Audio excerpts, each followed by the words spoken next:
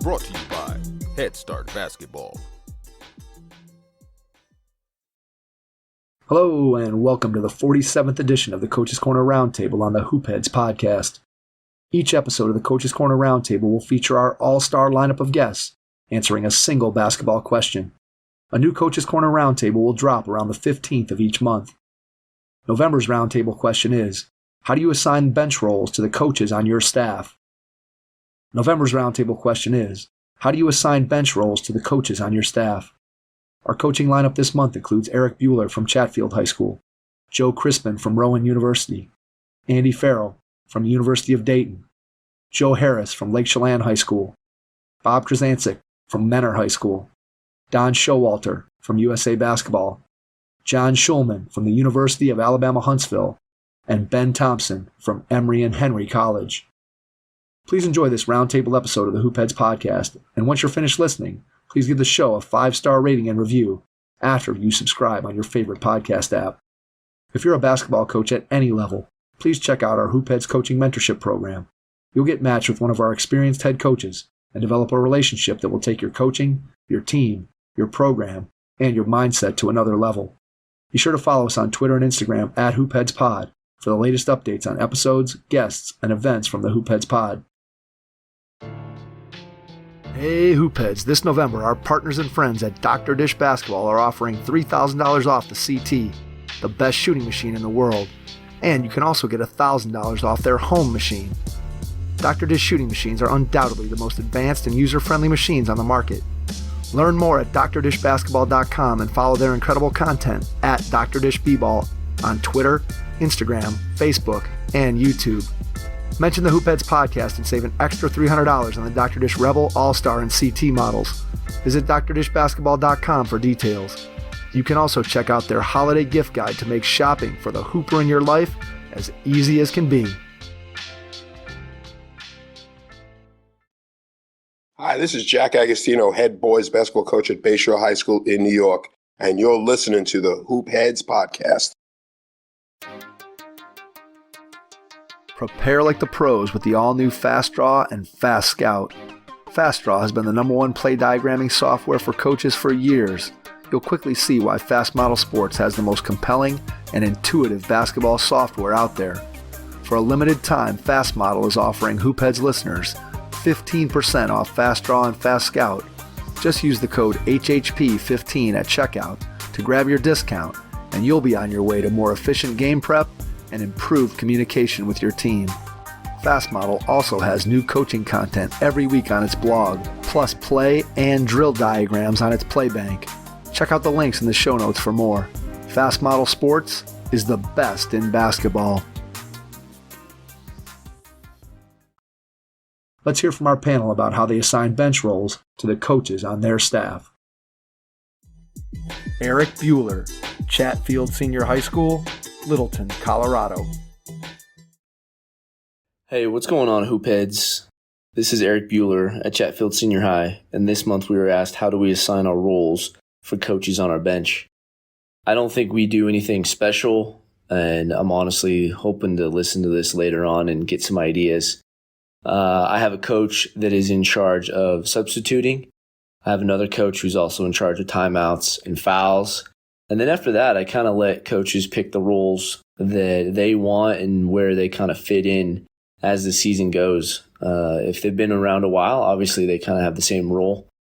If they're new to our staff, they kind of figure that out as we go. But every once in a while, I'll have certain coaches watch things like rebounding or transition. But we're definitely looking to get better at that. Hope everyone else out there is doing good, and talk to you guys next time. Joe Crispin, Rowan University. Joe Crispin, Rowan University.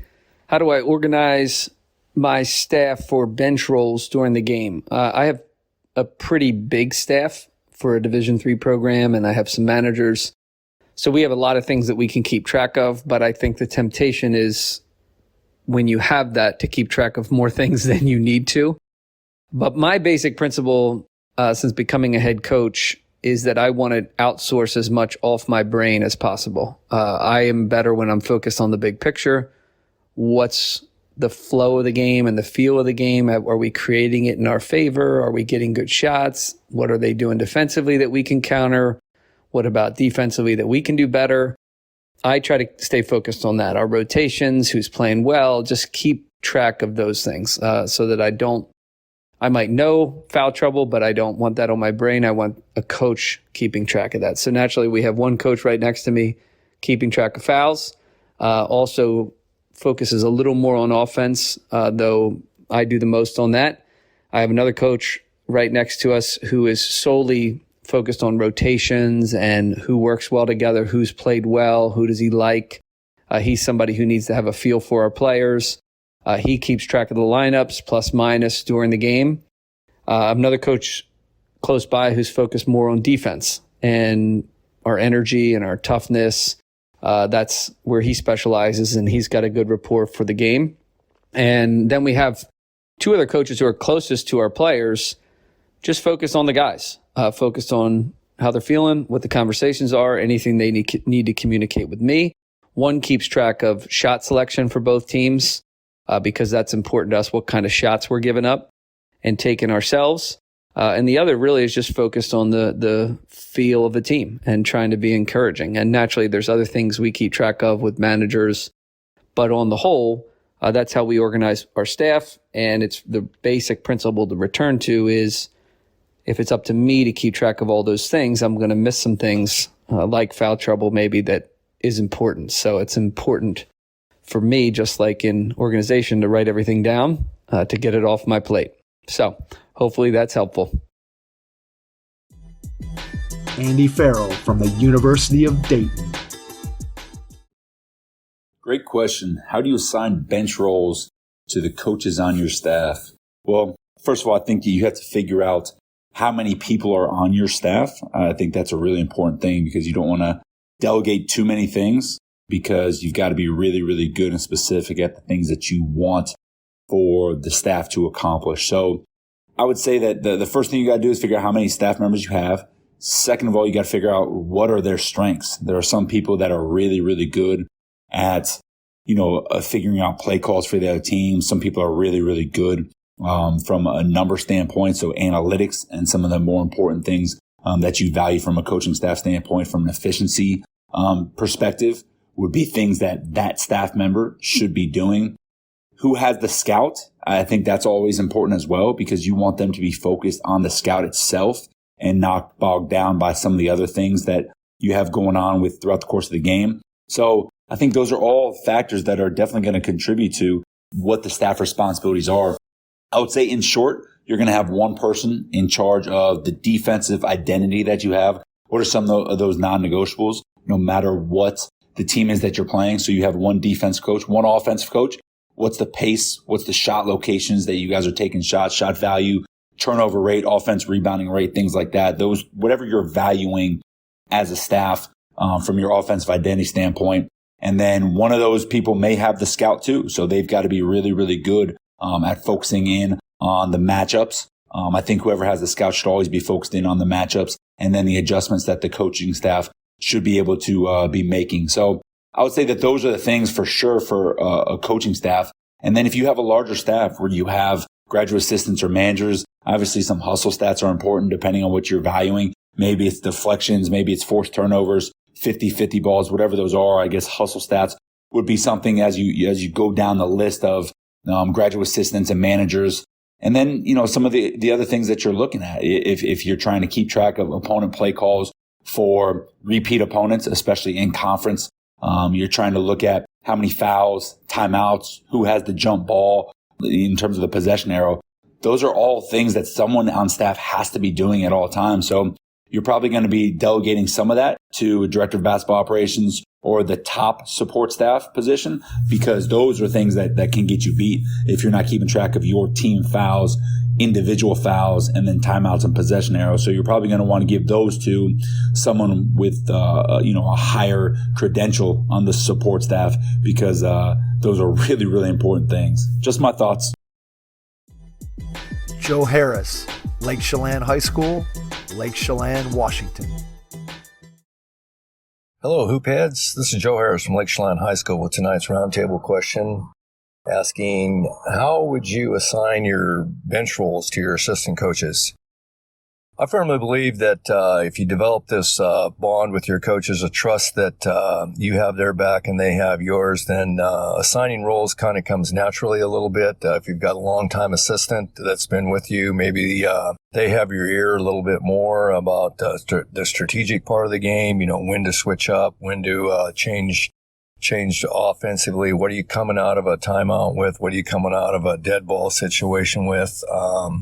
If you've got younger coaches, giving them some responsibility to make decisions or track things that you're looking for, maybe on the stat perspective of things. How many fouls does somebody have on them? How many timeouts do you have? How many ball reversals? How many deflections you've got? Whatever fits your style of your program. But I also think that this has to come forth in practice too. You've got to be able to ask your assistant coaches for help in practice to build that trust on and off the court. Hope this helps you, and hope everybody's having a great start of the season. Best of luck.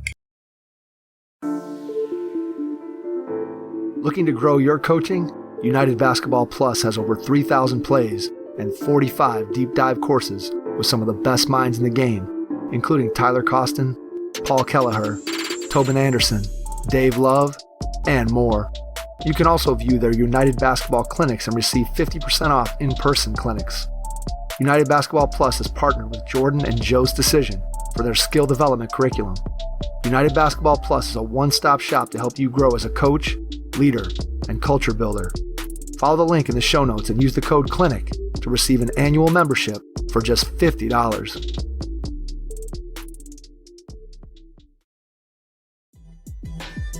Bob Krizancic, Mentor High School, Mentor, Ohio. Bob Krizancic, Mentor High School. We definitely use our assistant coaches during a game. Naturally, fouls and timeouts. We have one charting press breakers for the other team, one coach charting the presses. We do the OBs offensively, defensively, some of the side outs. We have a couple guys doing analytics, and we've also had at certain games had one coach track individual referees on how many fouls they called against our guys and against the other guys. That's an interesting one. Best of luck. Don Showalter, USA Basketball. Hi, Don Showalter here from USA Basketball. Question was, what specific duties do you give your assistant coaches during gameplay? I think both for my high school and for USA Basketball, one of the specific duties I gave my assistants was, one was in charge specifically of the guard area, perimeter players, and one was in charge of the post forward areas. And I gave them pretty much control of when to sub, when to get them out, visiting with them, talking with them about things, areas when they came out, areas that they need to go back in and do a better job at. So I think it gave the assistants some real ownership in what we were doing as a team. Plus, it gave a new voice, a different sound to the players as well as just hearing me. So obviously there are occasions where I don't let the sub go in that the assistants wanted, but for the most part, they were in control of who subbed in, who subbed out. And I noticed that when that happened, that I was much more free to pay attention to things on the court as opposed to subbing in. Thank you. John Shulman, University of Alabama, Huntsville, and the 720 Sports Group. This is John Shulman, head basketball coach at the University of Alabama in Huntsville, UAH. Question is, how do you assign roles for your coaches for the bench? I think everybody's different. We've actually, the last couple of years here, we've had offensive coordinators, and all I want them to think about is offense and making the calls and looking just at the opponent's D and where we can attack those people there. I think everybody's different. I think it's very important that you have roles so they feel important. Sometimes as an assistant in my years, I didn't feel real important on the bench. Sometimes I felt very important on the bench. the times I felt very important on the bench, I was more engaged and felt like I was making an impact. So I think everybody needs to have a role, whether it's just as important fouls and timeouts and where is the ball after a timeout, whose ball, where is it? I need somebody that dealing with fouls. Is somebody in the game with 2 fouls or someone in the game with 1 foul at the end of the first half? Can we take them out? Make those people feel important. So fouls and timeouts, I think that's important. Whether you want a substitution pattern, whether they're in charge of the substitution pattern, getting guys in and out. I would just say this. I'm a 36-year veteran of coaching. As a head coach, if you try to do it all yourself, you ain't going to be worth a flip. And as young coaches, and I was young at one time as a head coach, I tried to do it all, and I wasn't worth a flip. And so I'm just telling you this right now. Delegate responsibilities during a game. Stop trying to sub, stop trying to do this and do that and do that. You better manage the game. All right. Now, it's important to me on the defensive end that I try to manage what we're doing on the defensive end. Now, if I want to sub somebody, if I have a gut feel, I sub somebody. But you need to have somebody kind of dealing with that so you don't have to feel like you're in charge and you have to sub and you have to call offense and you get to call defense and you get to do this. Nobody really gives a rip. They just care if you win or lose. So take some time before your games and give them responsibilities that you can deal with, that they can deal with, and then let them take ownership of those responsibilities, and they will be better for it. So stop trying to do everything as a head coach and making sure you're standing up and everybody's seeing you. It ain't about you. It's about those kids. And if you have a staff, give that staff some important duties during a game. Whatever's important to you is important to you. Getting to the offensive glass, make sure you have an offensive glass coach. If it's important to you getting back on D and transition D, have a transition D coach. Have whatever you want. Give those people responsibilities, and I think you'll have a blast doing it, and I think they will have more fun. Hope this helps. Thanks. Ben Thompson from Emory and Henry College. This is Mike Klinzing stepping in for Ben Thompson, the head men's basketball coach at Emory and Henry College, who was feeling a little bit under the weather. So you're going to hear his response in my voice. At Emory and Henry, we have an offensive efficiency chart, a defensive efficiency chart, and game sheet stats with fouls and timeouts. The defensive efficiency chart goes to the coach who has the scout for that game. The other two are divided amongst the staff members. Thanks for checking out this month's Hoopheads Podcast Roundtable. We'll be back next month with another question for our all-star lineup of coaches. Your first impression is everything when applying for a new coaching job. A professional coaching portfolio is the tool that highlights your coaching achievements and philosophies, and most of all, helps separate you and your abilities from the other applicants. The Coaching Portfolio Guide is an instructional membership-based website that helps you develop a personalized portfolio. Each section of the Portfolio Guide provides detailed instructions on how to organize your portfolio in a professional manner. The guide also provides sample documents for each section of your portfolio that you can copy, modify, and add to your personal portfolio. As a Hoopheads Pod listener, you can get your Coaching Portfolio Guide for just $25. Visit coachingportfolioguide.com/hoopheads to learn more. Thanks for listening to the Hoopheads Podcast, presented by Head Start Basketball.